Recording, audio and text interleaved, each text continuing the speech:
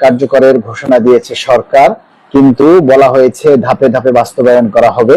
কিন্তু কত ধাপে, কয় ধাপে, কিভাবে বাস্তবায়ন করবে তার কোনো রূপরেখা আমরা আজও পাচ্ছি না। বিভিন্ন মিডিয়ায় প্রচারিতব্য খবরগুলি যদি আমরা বিশ্লেষণ করি তাহলে আমরা দেখতে পাই যে 50%, তারপরে 3 বছরে 3 ধাপে ইত্যাদি ইত্যাদি। আমরা কিন্তু এগুলি প্রত্যাশা করি না।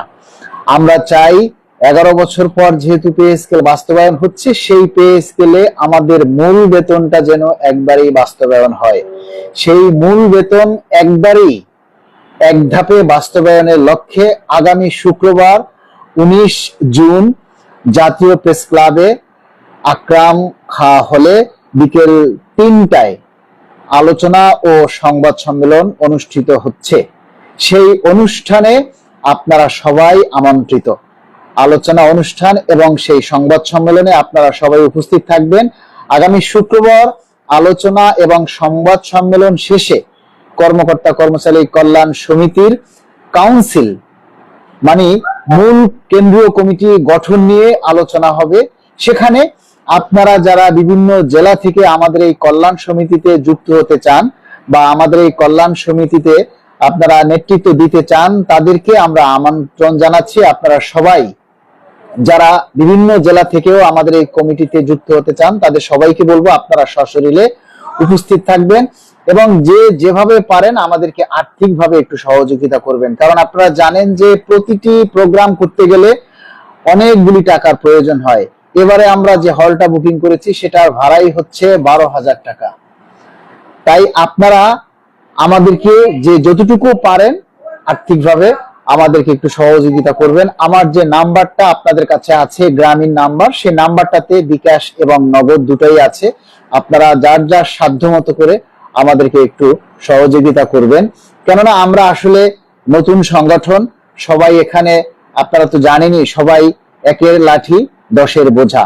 বিষয়টা আপনারা সবাই একটু গুরুত্ব সহকারে দেখবেন এবং আপনারা এই শেষ সময়ে এসে আমাদের এই দাবিটা বাস্তবায়নের জন্য সবাই একটি ভূমিকা পালন করবেন, আমরা এটাই প্রত্যাশা করি।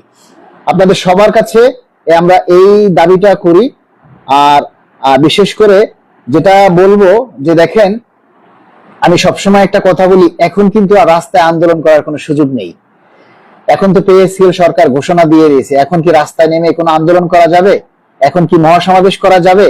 এখন আপনাদের দাবির কথাগুলি বিভিন্ন সোশ্যাল মিডিয়ায়, দাবির কথাগুলি আমাদের এই সোশ্যাল মিডিয়ায়, ফেসবুকে এভাবেই আমাদের দাবিগুলি তুলে ধরতে হবে। বিভিন্ন নিউজ, বিভিন্ন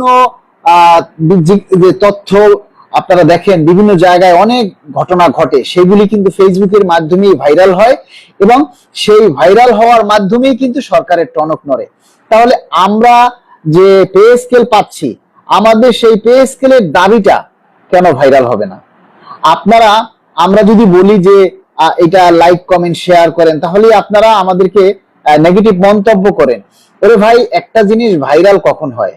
যখন আপনি সেটা বেশি করে প্রচার করবেন। আমাদের যে ফেসবুকে আমরা যে জিনিসগুলি দেখি যে ভাইরাল হয়, সেগুলি দেখবেন সেগুলোতে অনেক লাইক, কমেন্ট, শেয়ার, যার কারণে সেই নিউজগুলি ভাইরাল হয় এবং সরকারের দ্রুত নজরে আসে। এই জন্য আপনাদেরকে অনুরোধ করি যে ভাইয়া, আমি যখন আপনাদের দাবি নিয়ে কথা বলবো, তখন সেই দাবির কথাগুলি সবাই একযোগে শেয়ার করবেন, বিভিন্ন নিজের আইডিতে শেয়ার করবেন, নিজের প্রোফাইলে শেয়ার করবেন এবং বিভিন্ন গ্রুপে, আমাদের সরকারি বিভিন্ন গ্রুপ আছে, সেই গ্রুপগুলিতে শেয়ার করবেন, যাতে সকলের মধ্যে আগ্রহ সৃষ্টি হয়, সকলে এই দাবির বিষয়ে জানতে পারে। এখন বিষয়টা হচ্ছে যে হয়তো যে কোনো সময় প্রজ্ঞাপন জারি হয়ে যাবে। এখন আমরা চাই এক ধাপেই আমাদের পে স্কেলটা যাতে বাস্তবায়ন হয়, অন্তত পক্ষে প্রথম ধাপে যাতে আমাদের মূল বেতনটা বাস্তবায়ন হয়। এখন এইটা যদি আপনারা মনে করেন যে আমাদের এই মূল বেতনটা যদি ভেঙে ভেঙে বা বেসিক ভেঙে যদি গেজেট হয়ে যায়, তারপরে আর আন্দোলন করে বা তারপরে আর মতামত দিয়ে বা লাইক, কমেন্টস করে প্রচার করে কি কোনো লাভ আছে বলেন? আমাদের এমডি নাজমুল ইসলাম ভাই লিখেছেন, আমার আম্মা অসুস্থ, আমার আম্মার জন্য সবাই দোয়া করবেন। আমাদের খুলনার যে জেলা কমিটি রয়েছেন, সেখানের সদস্য সচিব এমডি নাজমুল ইসলামের আম্মা অসুস্থ, আপনারা সবাই দোয়া করবেন, আমরা দোয়া করি আল্লাহ যেন ওনার আম্মাকে দ্রুত সুস্থ করে দেন, দীর্ঘ হায়াত দান করেন। আর সুলতানা রাজিয়া লিখেছেন, ভাইয়া অবসরের সময় 20 বছরে 90% করবে কিনা দয়া করে একটু জানাবেন। অবসরের সময় 20 বছরে 90% করবে কিনা, আসলে এই দাবিগুলো তো আমরা গেজেট ছাড়া কিছুই বলতে পারবো না। প্রজ্ঞাপনে আমাদের যখন হবে তখন আসলে এই খুঁটিনাটি বিষয়গুলি স্পষ্ট করে বলা যাবে, এখন অগ্রিম ভাবে এগুলি বলা যাবে না। কারণ আমরা এখনো দাবি করছি যে আমরা শতভাগ পেনশন দাবি করছি, 90%-এর জায়গায় আমরা শতভাগ পেনশন দাবি করছি। আপনারা জানেন আমি যে গতকালকেও দ্য ডেইলি ক্যাম্পাসে একটা সাক্ষাৎকার দিয়েছি, সেখানেও কিন্তু আমি এই দাবির কথা তুলে ধরেছি যে গ্র্যাচুইটি 230 টাকার জায়গায় আমরা 500 টাকা চাই এবং 90%-এর জায়গায় আমরা শতভাগ পেনশন চাই। এই কথাটা কিন্তু আমি সেখানেও তুলে ধরেছি, আপনারা সেটা হয়তো দেখেননি।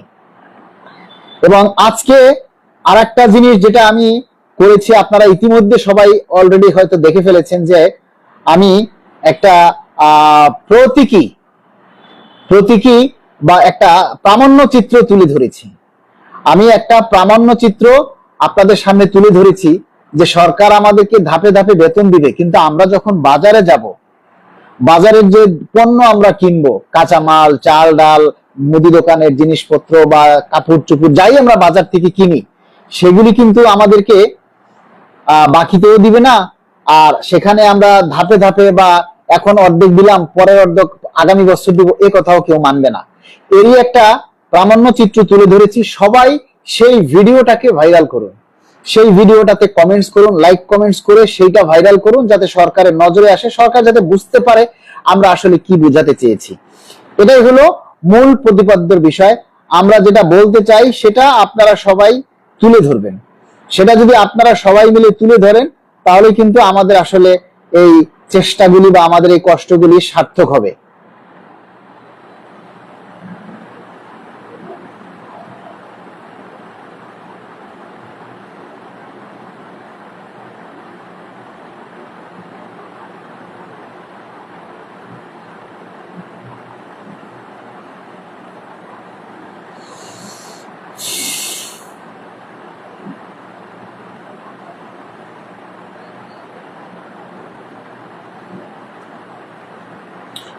তখন তো ধাপে ধাপে সবজি বাজার দিবে না, কেনা যাবে না। রাইট, মোহাম্মদ শাহেদ খান লিখেছেন ধাপে ধাপে দেয়া যাবে না। জি, আমরা তো সেটাই বোঝাতে চেয়েছি যে আমরা ধাপে ধাপে বেতন পেলেও আমাদের দোকানে কিন্তু ধাপে ধাপে আমাদেরকে দিবে না, ধাপে ধাপে আমাদের বাজারের পণ্য আমাদেরকে দিবে না। আমাদের পণ্য বা বাজার থেকে দ্রব্যমূল্য কিন্তু নগদ দাম দিয়েই কিনতে হবে।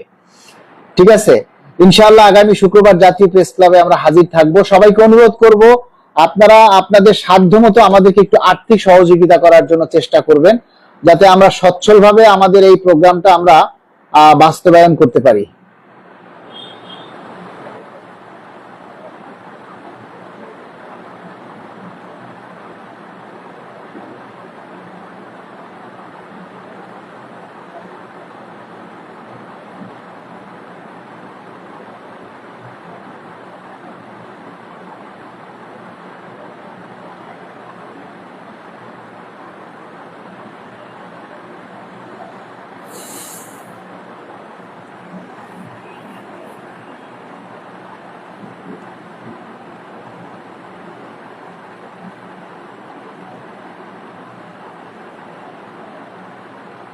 সচ্ছলভাবে আমাদের এই প্রোগ্রামটা আমরা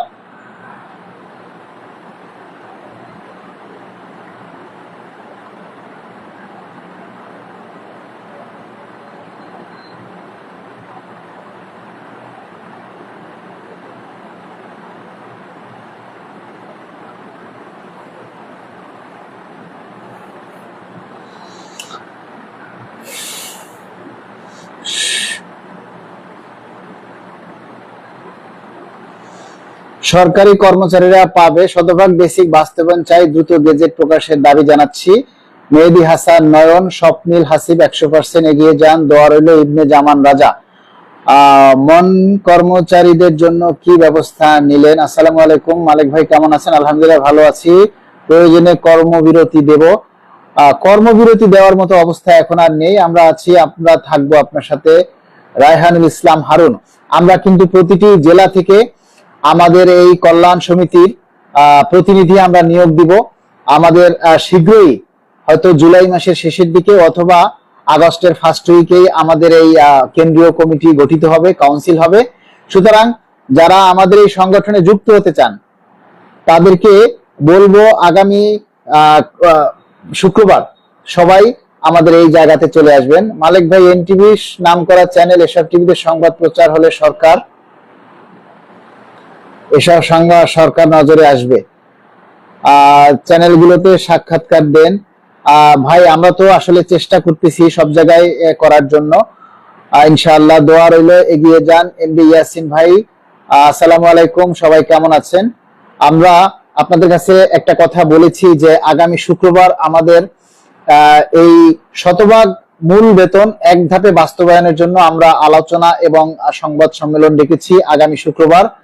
সেখানে আমাদের প্রায় 25-30 হাজার টাকার মতো খরচ হবে। তো আপনারা যদি আমাদেরকে একটু আর্থিকভাবে সহযোগিতা করেন তাহলে আমাদের জন্য উপকার হবে। আপনারা যে যতটুকু পারেন, নিচে দেখেন আমার নাম্বারটা দেয়া আছে, এই নাম্বারে আপনারা যে যতটুকু পারেন আমাদেরকে একটু সহযোগিতা করবেন, কারণ প্রোগ্রামটা আপনাদের সকলের জন্য। পে স্কেল বাস্তবায়ন হলে যেমন সুবিধাটা আমরা সবাই পাবো, তেমনি আমাদের সকলের উচিত এই সহযোগিতা নিয়ে এগিয়ে আসার জন্য। আর নদী মজুমদার লিখেছেন, আপনার এই অক্লান্ত পরিশ্রম আমরা সবাই মনে রাখবো সারা জীবন, আপনি ভালো থাকবেন সবসময়। অনেক ধন্যবাদ নদী আপুকে। এই মুহূর্তে আপনারা যদি কেউ লাইভে এসে যুক্ত হয়ে কথা বলতে চান, আপনারা লাইভেও যুক্ত হতে পারেন। ইনশাআল্লাহ আমরা চেষ্টা করব আপনাদেরকে যুক্ত করার জন্য।